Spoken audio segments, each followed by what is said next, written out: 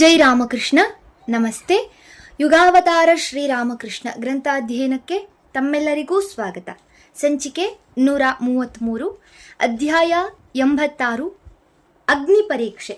ಶಾರದಾದೇವಿಯವರು ದೋಣಿಯಿಂದಿಳಿದು ಬರುವುದನ್ನು ದೂರದಿಂದಲೇ ಕಂಡ ಶ್ರೀರಾಮಕೃಷ್ಣರು ಹೃದಯನನ್ನು ಕೂಗಿ ಕರೆದರು. ಹೃದಯ, ನೋಡಲಿ, ಅವಳು ಬರುತ್ತಿದ್ದಾಳೆ. ಗಂಟೆ ಎಷ್ಟಾಯಿತು? ಸದ್ಯ ರಾಹುಕಾಲ ಕಳೆದಿದೆ ಎಂದು ಭಾವಿಸುತ್ತೇನೆ. ಇದು ಅವಳ ಮೊದಲ ಆಗಮನ. ಈ ಮಾತು ಶಾರದಾದೇವಿಯವರ ಕಿವಿಗೂ ಬಿತ್ತು. ಆ ದನಿಯಲ್ಲಿ ಅದೆಂಥ ಕಳಕಳಿ, ಪ್ರೀತಿ! ಅದನ್ನು ಕೇಳಿದೊಡನೆಯೇ ಅವರ ಹೃದಯ ಅನಿರ್ವಚನೀಯ ಆನಂದದಿಂದ ಹಿಗ್ಗಿತು. ಬಂದವರಾರೆಂದು ನೋಡಿದ ಹೃದಯ ಹೇಳಿದ, ಮಾವಯ್ಯ, ಏನೂ ಚಿಂತೆ ಇಲ್ಲ. ರಾಹುಕಾಲ ಕಳೆದು ಆಗಲೇ ಸ್ವಲ್ಪ ಹೊತ್ತಾಯಿತು.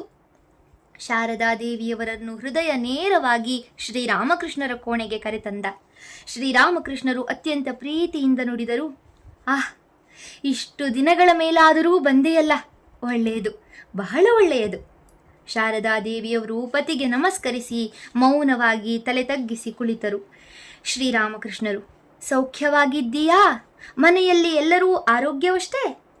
ಓ, ಇದೇನು ಬಹಳ ಬಳಲಿದಂತೆ ಕಾಣುವೆ? ಏಕೆ? ಪ್ರಯಾಣದಿಂದ ಬಹಳ ಆಯಾಸವಾಯಿತೆ? ಶಾರದಾದೇವಿಯವರು ತಾವು ದಾರಿಯಲ್ಲಿ ಜ್ವರದಿಂದ ನರಳಿದ ವಿಷಯವನ್ನು ಸಂಕ್ಷೇಪವಾಗಿ ತಿಳಿಸಿದರು. ಅದನ್ನು ಕೇಳುತ್ತಾ ಶ್ರೀರಾಮಕೃಷ್ಣರಿಗಾದ ವ್ಯಥೆ ಅಷ್ಟಿಷ್ಟಲ್ಲ. ವಿಷಾದದಿಂದ ಮತ್ತೆ ಮತ್ತೆ ಎಂದರು, ಅಯ್ಯೋ, ನೀನು ಈಗ ಬರುತ್ತಿದ್ದೀಯಲ್ಲ. ನನ್ನ ಮಥುರ ಇರುವಾಗ ಬರಬೇಕಿತ್ತು ನೀನು. ಅವನಿದ್ದಿದ್ದರೆ ಈಗ ನಿನ್ನ ಆರೈಕೆಗೆ ಬೇಕಾದ್ದನ್ನೆಲ್ಲ ಮಾಡಿಬಿಡುತ್ತಿದ್ದ. ಅವನು ತೀರಿ ಹೋದ್ದರಿಂದ ನನ್ನ ಬಲಗೈಯೇ ಬಿದ್ದು ಹೋದಂತಾಗಿ ಬಿಟ್ಟಿದೆ. ಏನು ಮಾಡಲಿ? ಶ್ರೀರಾಮಕೃಷ್ಣರ ಅಮೃತೋಪಮ ಮಾತನ್ನು ಕೇಳಿಯೇ ಶಾರದಾದೇವಿಯವರಿಗೆ ಕಾಯಿಲೆ, ಆಯಾಸವೆಲ್ಲ ಪರಿಹಾರವಾದಂತೆನಿಸಿತು. ಧನ್ಯತಾ ಭಾವ ಮನಸ್ಸನ್ನ ಆವರಿಸಿತು. ಶ್ರೀರಾಮಕೃಷ್ಣರು ಪತ್ನಿಗಾಗಿ ತಮ್ಮ ಕೋಣೆಯಲ್ಲೇ ಬೆಚ್ಚನೆ ಹಾಸಿಗೆಯ ವ್ಯವಸ್ಥೆ ಮಾಡಿಸಿದರು. ಮರುದಿನವೇ ಒಬ್ಬ ವೈದ್ಯರನ್ನು ಕರೆಯಿಸಿ ತೋರಿಸಿದರು. ತಾವೇ ಸ್ವತಃ ನಿಂತು ಮಡದಿಯ ಔಷಧಿ ಪಥ್ಯಾದಿ ಸಕಲ ವಿಷಯಗಳಿಗೂ ಗಮನ ಕೊಟ್ಟರು. 3-4 ದಿನಗಳಲ್ಲೇ ಶಾರದಾದೇವಿಯವರು ಸಂಪೂರ್ಣ ಸ್ವಸ್ಥರಾದರು. ಬಳಿಕ ಅವರು ಉತ್ತರ ದಿಕ್ಕಿನ ನಹಬತ್ ಖಾನೆಯಲ್ಲಿ, ಅಂದರೆ ವಾದ್ಯ ಕುಟೀರದಲ್ಲಿ ಅತ್ತೆ ಚಂದ್ರಮಣಿ ದೇವಿಯೊಂದಿಗೆ ಇರತೊಡಗಿದರು. ಜ್ವರ ಗುಣವಾದ ವಿಷಯ ಹಾಗಿರಲಿ, ಶಾರದಾದೇವಿಯವರ ಮನಸ್ಸಿಗಾಗಿರುವ ನೆಮ್ಮದಿ, ಆನಂದ, ಶಾಂತಿ ಎಷ್ಟೆಂದು ಹೇಳೋಣ? ಅವರು ಆಲೋಚಿಸಿದರು.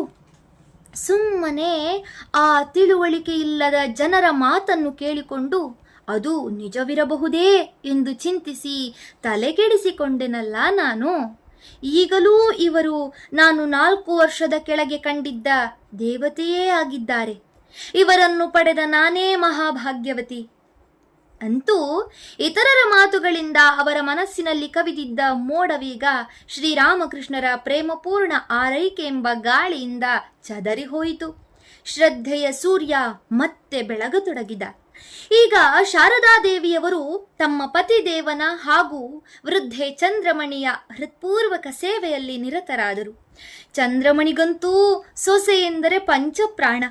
ಮಗಳೀಗ ಪತಿ ಸಾನ್ನಿಧ್ಯದಲ್ಲಿ ಆನಂದದಿಂದಿರುವುದನ್ನು ಕಂಡು ರಾಮಚಂದ್ರ ಮುಖರ್ಜಿಗೂ ಸಂತೋಷ. ಕೆಲಕಾಲ ದಕ್ಷಿಣೇಶ್ವರದಲ್ಲಿದ್ದು ಆತ ನಿರಾಳ ಹೃದಯದಿಂದ ಊರಿಗೆ ಮರಳಿದ. ದಕ್ಷಿಣೇಶ್ವರಕ್ಕೆ ಶಾರದಾದೇವಿಯವರ ಆಗಮನದ ಬಳಿಕ ಈಗ ಶ್ರೀರಾಮಕೃಷ್ಣರು ಪುನಃ ತಮ್ಮ ಗೃಹಸ್ಥ ಧರ್ಮ ಪರಿಪಾಲನೆಯಲ್ಲಿ ತೊಡಗಿದರು. ಅವರು ಹಿಂದೆ ಕಾಮಾರಪುಕುರದಲ್ಲಿ ತಮ್ಮ ಪತ್ನಿಯೊಡನೆ ನಡೆಸಿದ ಗೃಹಸ್ಥ ಜೀವನದ ಪರಿಯನ್ನು ನೋಡಿದ್ದೇವೆ. ನಿರ್ವಿಕಲ್ಪ ಸಮಾಧಿಯ ಪರಮಾನಂದವನ್ನನುಭವಿಸಿದ ಶ್ರೀರಾಮಕೃಷ್ಣರ ಪಾಲಿಗೆ ಗೃಹಸ್ಥ ಧರ್ಮಕ್ಕೇನರ್ಥ? ಆದರೆ ಅವರಲ್ಲಿ ಅನ್ಯಾದೃಶ ದಾಂಪತ್ಯದ ಮಾದರಿಯೊಂದು ಅರಳಿ ಬಂದುದನ್ನು ನಾವು ನೋಡಲಿದ್ದೇವೆ. ಈಗ ಇಲ್ಲಿ ಒಂದು ಪ್ರಶ್ನೆಗೆ ಉತ್ತರವನ್ನು ಕಂಡುಕೊಳ್ಳಬೇಕಾಗಿದೆ. ಶ್ರೀರಾಮಕೃಷ್ಣರು ತಮ್ಮ ಸತಿಯನ್ನು ಇಷ್ಟು ದಿನಗಳವರೆಗೆ ತಾವಾಗಿಯೇ ಕರೆಸಿಕೊಳ್ಳಲಿಲ್ಲವೇಕೆ? ತಾವು ಗೃಹಸ್ಥರಾಗಿ ನಿರ್ವಹಿಸಬೇಕಾದ ಕರ್ತವ್ಯಗಳನ್ನು ಈಗಾಗಲೇ ಪ್ರಾರಂಭಿಸಬಹುದಾಗಿತ್ತಲ್ಲ, ಹಾಗೇಕೆ ಮಾಡಲಿಲ್ಲ? ನಿಜ, ಸಾಮಾನ್ಯ ಜನರಾಗಿದ್ದರೆ ಹಾಗೆ ತಡ ಮಾಡುವ ಸಂಭವವಿರಲಿಲ್ಲ. ತಡ ಮಾಡಿದ್ದರೆ ಅಸಹಜವಾಗುತ್ತಿತ್ತು. ಆದರೆ ಶ್ರೀರಾಮಕೃಷ್ಣರು ಆ ಶ್ರೇಣಿಗೆ ಸೇರಿದವರಲ್ಲ ಎಂಬುದನ್ನು ನೆನಪಿಟ್ಟಿರಬೇಕು. ಯಾರು ಭಗವದ್ದಿಚ್ಛೆಗೆ ತಮ್ಮನ್ನು ಸಂಪೂರ್ಣ ಶರಣಾಗಿಸಿಕೊಂಡಿರುತ್ತಾರೋ, ಭಗವದಿಚ್ಛೆಯಂತೆಯೇ ತಮ್ಮೆಲ್ಲ ಕೆಲಸ ಕಾರ್ಯಗಳನ್ನೂ ಮಾಡುವ ಅಭ್ಯಾಸವನ್ನು ಬೆಳೆಸಿಕೊಂಡಿರುತ್ತಾರೋ ಅಂಥವರ ಕಾರ್ಯವಿಧಾನವೇ ಬೇರೆ. ಅವರೆಂದಿಗೂ ಒಂದು ಯೋಜನೆಯನ್ನು ಹೂಡಿ ಅದರ ಪ್ರಕಾರ ಮುಂದುವರಿಯಲು ಪ್ರಯತ್ನಿಸುವುದಿಲ್ಲ. ಅವರು ಹಾಗೆ ಮಾಡಲಾರರು. ಯಾವುದೇ ಕಾರ್ಯದಲ್ಲಿ ತೊಡಗಿದಾಗ ಅವರು ಸಾಮಾನ್ಯರಂತೆ ಅಲ್ಪ ಪ್ರಮಾಣದ್ದಾದ ವೈಯಕ್ತಿಕ ಬುದ್ಧಿಶಕ್ತಿಯನ್ನು ಅವಲಂಬಿಸುವುದಿಲ್ಲ. ಬದಲಾಗಿ ಭಗವಂತನ ವಿರಾಟ್ ಬುದ್ಧಿಯ ಸಹಾಯವನ್ನು, ಮಾರ್ಗದರ್ಶನವನ್ನು ಪಡೆದುಕೊಂಡು ಅದರಂತೆ ನಡೆಯುತ್ತಾರೆ. ಯಾವುದನ್ನೂ ತಾವಾಗಿಯೇ ಮಾಡಲು ಹೊರಡುವುದಿಲ್ಲ. ಆದರೆ ಸಂದರ್ಭ ಒದಗಿದಾಗ ಮಾಡಬೇಕಾದ್ದನ್ನು ಮಾಡದೇ ಇರುವುದಿಲ್ಲ. ಇದು ಅಂಥವರ ಲಕ್ಷಣ. ಶ್ರೀರಾಮಕೃಷ್ಣರು ಮಾಡಿದ್ದಾದರೂ ಹೀಗೆಯೇ. ತಮ್ಮ ಬ್ರಹ್ಮಜ್ಞಾನದ ಪರೀಕ್ಷೆಯನ್ನಾಗಲಿ ಗೃಹಸ್ಥ ಧರ್ಮದ ಅನುಷ್ಠಾನವನ್ನಾಗಲಿ ನಡೆಸಲು ತಾವಾಗಿಯೇ ಮುಂದಾಗಲಿಲ್ಲ. ಆದರೆ ಪತ್ನಿ ಶಾರದಾದೇವಿ ತಮ್ಮ ಬಳಿಗೆ ಬರುತ್ತಲೇ ತಮ್ಮ ಕರ್ತವ್ಯವನ್ನು ಹೃತ್ಪೂರ್ವಕವಾಗಿ ಸಂತೋಷದಿಂದ ನೆರವೇರಿಸಲು ಉದ್ಯುಕ್ತರಾದರು. ಶ್ರೀರಾಮಕೃಷ್ಣರು ಹಿಂದೆ ಕಾಮಾರಪುಕುರದಲ್ಲಿ ತಮ್ಮ ಪತ್ನಿಗೆ ಯಾವ ಬಗೆಯ ಜೀವನ ಶಿಕ್ಷಣವನ್ನು ನೀಡತೊಡಗಿದ್ದರೋ ಅದನ್ನೇ ಈಗ ಮುಂದುವರಿಸಿದರು. ಸಣ್ಣ ಪುಟ್ಟ ಕೆಲಸ ಕಾರ್ಯಗಳಿಂದ ಹಿಡಿದು ಜಪ, ಧ್ಯಾನ, ಸಮಾಧಿ, ಬ್ರಹ್ಮಜ್ಞಾನದವರೆಗೆ ಸಕಲ ವಿಷಯಗಳನ್ನೂ ವಿವರವಾಗಿ ತಿಳಿಯಪಡಿಸಿದರು.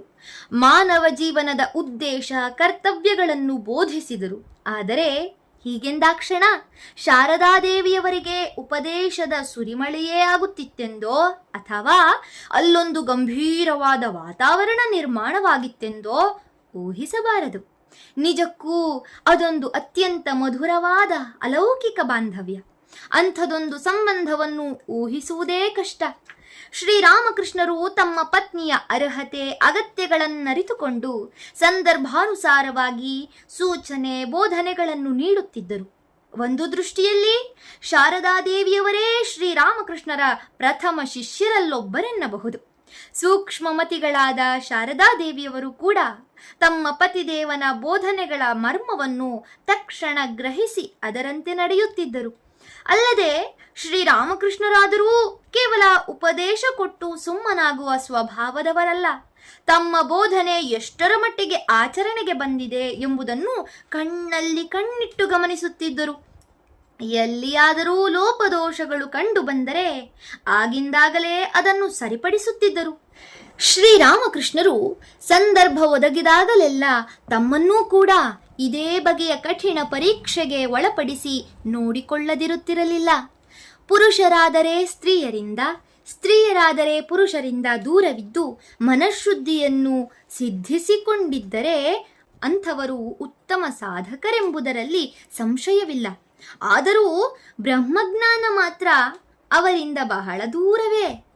ಏಕೆಂದರೆ ನಿಜವಾದ ಬ್ರಹ್ಮಜ್ಞಾನಿಗಳು ಸ್ತ್ರೀ ಪುರುಷರಲ್ಲಿ ಭೇದ ಕಾಣಲಾರರು. ಅವರಲ್ಲಿ ಕಾಣಬರುವ ಪರಿಶುದ್ಧ ವ್ಯವಹಾರವು ಕೇವಲ ನೈತಿಕ ಪ್ರಜ್ಞೆಯಿಂದ ಉಂಟಾದುದಲ್ಲ, ಅದು ಆತ್ಮೈಕ್ಯ ಭಾವದ ಮಹಾಫಲ.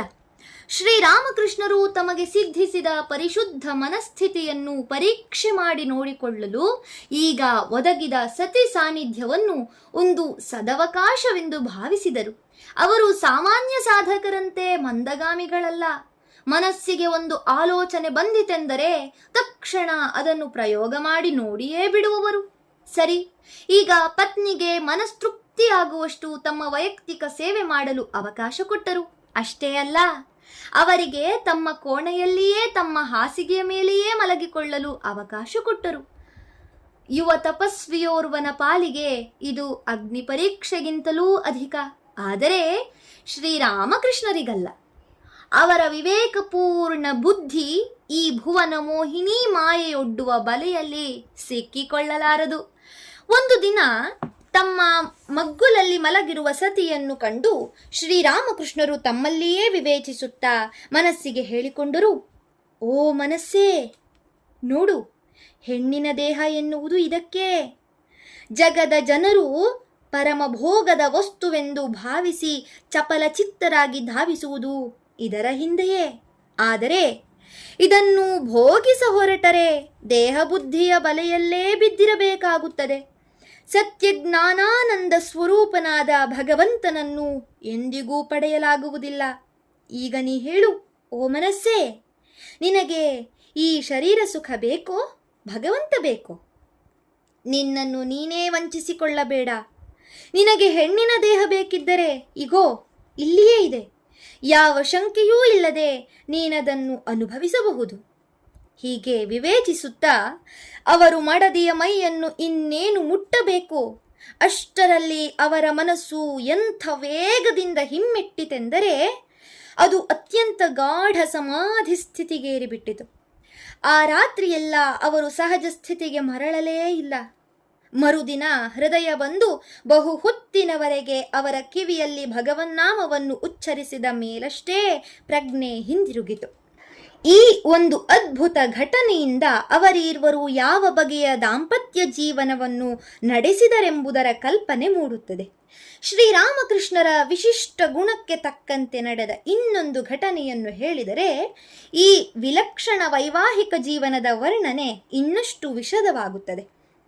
ಒಂದು ದಿನ ಶ್ರೀರಾಮಕೃಷ್ಣರು ಮಲಗಿಕೊಂಡಿದ್ದಾರೆ. ಶಾರದಾದೇವಿಯವರು ಅವರ ಕಾಲೊತ್ತುತ್ತ ಕುಳಿತಿದ್ದಾರೆ.